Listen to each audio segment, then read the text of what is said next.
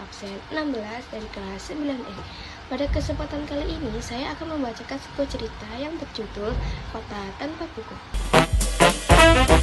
Kota tanpa buku. Pernahkah kau ke toko buku, perpustakaan, atau taman bacaan? Tidakkah kau merasa istimewa ketika berada di dalamnya? Di sekelilingmu ada berbagai tokoh dari dunia nyata dan khayal. Tempat yang pernah kau kunjungi dan yang belum.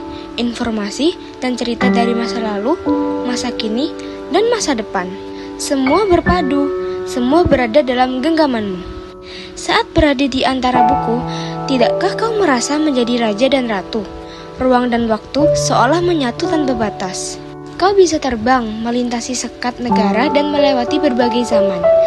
Kau bisa menyelam ke dalam samudera, melayang di angkasa, bercanda dengan aneka satwa, dan berkelana di tengah padatnya kota, juga di rimba raya. Kau tahu, buku adalah jendela dunia, kunci pengetahuan, dan pintu wawasan. Muhammad Hatta, sang proklamator berkata, "Aku rela dipenjara, asalkan bersama buku, karena dengan buku, aku bebas." Melalui buku, manusia terbebas dari ketidaktahuan.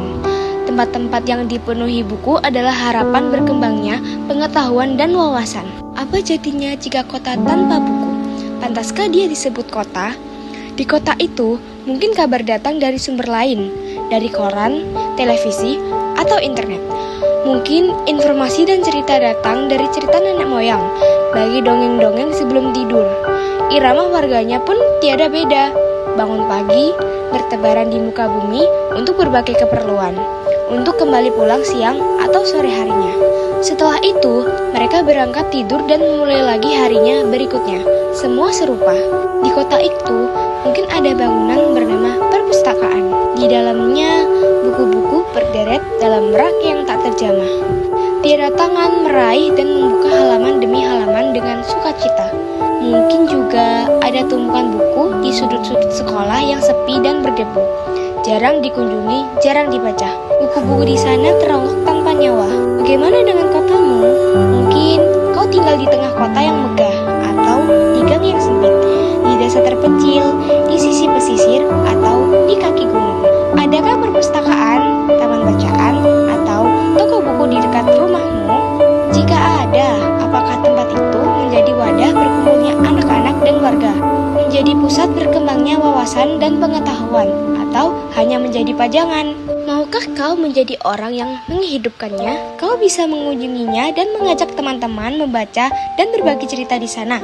Jadikan tempat itu sumber kegembiraan dan pengetahuan. Jika tempat itu belum ada, maukah kau menjadi orang yang mulai menghadirkannya? Kau bisa memulainya dari sebuah sudut di teras rumahmu.